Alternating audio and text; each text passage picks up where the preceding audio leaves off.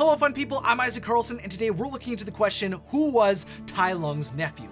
Well, it turns out that somehow the parents of Tai Lung, who left their snow leopard cub at the doorsteps of the Jade Palace, must have had more children during their lives, because in the series Legends of Awesomeness, we were introduced to a young snow leopard by the name of Peng, who was revealed to be searching for the infamous lost member of their family. I'm searching for my uncle. His name is Tai Lung. Prior to revealing his true family origins though, Peng was simply a visitor of the Valley of Peace from the valley over who was said to have been raised to become a potter, but he was also well known for being self-taught in Kung Fu. You see, at some point when he became a teenager, he set out into the world to find his uncle long before he actually knew Tai Lung's tale of betrayal, imprisonment, and destruction.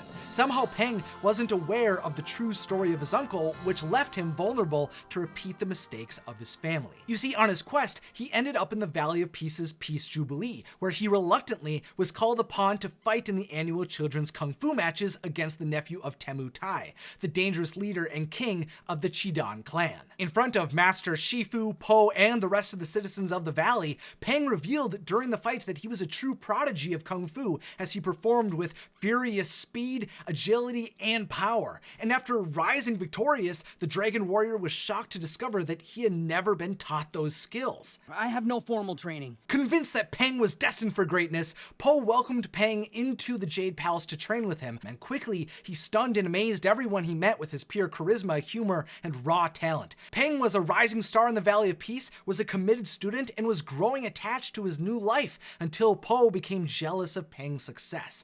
Believing that he would be replaced by Peng's pure awesomeness, Po impulsively tried to send him away, claiming that Shifu was the one who had decided he was unfit to train in the Jade Palace.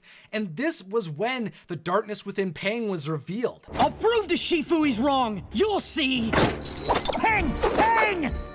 You'll all see! In an attempt to prove how strong he truly was, Peng went after Temu Tai, believing that if he could take down the monstrous water buffalo, he could reclaim the honor and recognition he once had. He believed through pure aggression, rage, and his own might, the destruction he caused could prove his worth, but Po stopped him from murdering Temu Tai just before he'd be unable to turn away from this path. I've practiced my kung fu with no expectations, no plans, no dreams! Until you gave me one! And then, Shifu snatched it away! In Peng's rampage that mirrored that of Tai Lung, Po was forced to tell him the truth about his lie in hopes of stopping the young kung fu kid. And after Peng realized what he had allowed himself to become, he asked for forgiveness for allowing his anger to consume him, and he decided to continue on his travels. Just before he left though, he naively revealed to Po that he was searching for Tai Lung, and that meant that he would soon return once he learned the truth.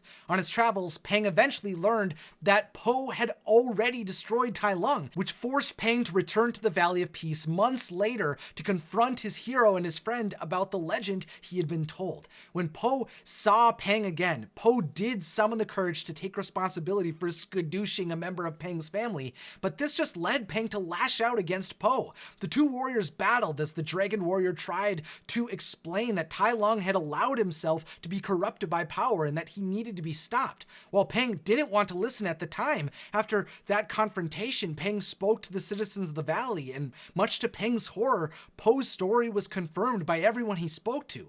This forced him to internalize that his uncle was a monster, that his friend had done the right thing, and out of fear of what he might become, he decided he would turn away from Kung Fu. Kung Fu is like poison.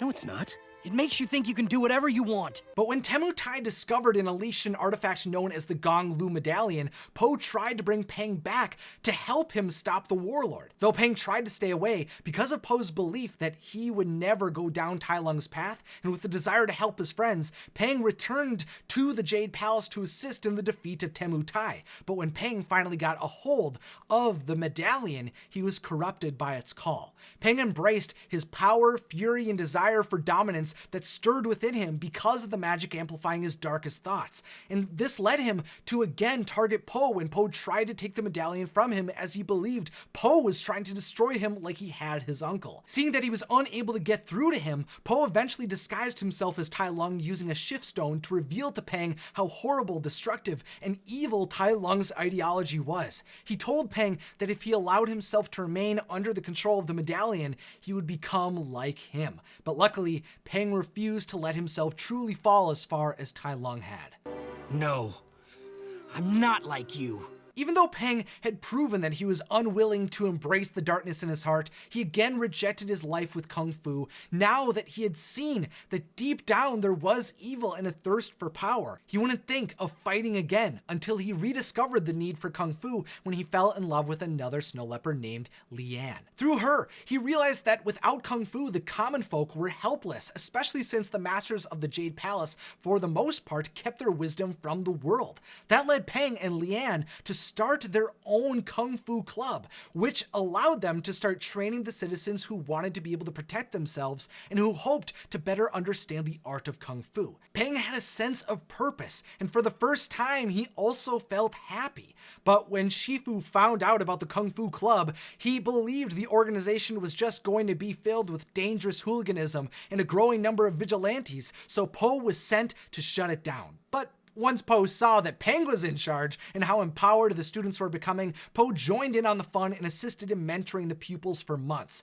Even when bandits came to threaten the group, Peng was able to resist the call to evil, and the Kung Fu Club was able to fight off the criminals. And after Shifu saw all of this for himself, he praised Peng's accomplishments. With the success of their first Kung Fu Club, Peng and Lian decided to travel all across China to set up many more clubs so that they could continue to strengthen more helpless people. Through Peng's journey, he confronted the truth about his family and faced his darkest impulses, but he still found hope, and now will spend his days trying to use his power, knowledge, and wisdom to make a difference across the world. Fun people, videos like this come to you in part because of the support of all the wonderful people over on Patreon. I want my channel to be the place I didn't have when I was growing up. I'm working to make this the biggest and best place for Disney animation and movie fans, and if you want to push that mission forward and gain access to the exclusive show I produce over there called Behind the Magic, which is a video podcast that dives into everything I'm working on for YouTube and a variety of other secret ventures that are being developed,